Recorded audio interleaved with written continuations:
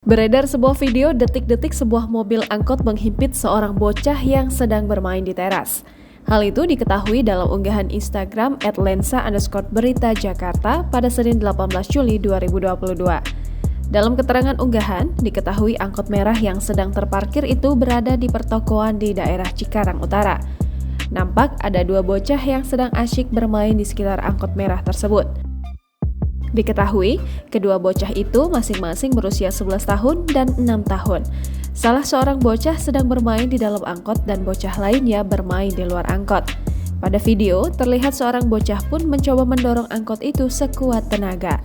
Tak lama, angkot itu pun perlahan maju dan bergerak dengan sendirinya meski mesin tidak menyala dan tanpa sopir di dalamnya.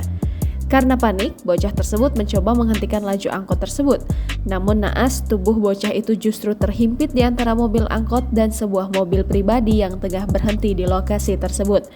Akibatnya, menurut keterangan unggahan, bocah tersebut mengalami patah tulang di bagian paha kaki sebelah kanan. Usai kejadian, angkot merah itu pun dikembalikan lagi ke posisi awal. Rekaman CCTV itu diketahui terjadi pada Selasa 12 Juli 2022 siang. Video yang berdurasi 1 menit 16 detik ini pun ramai ditanggapi oleh para warganet.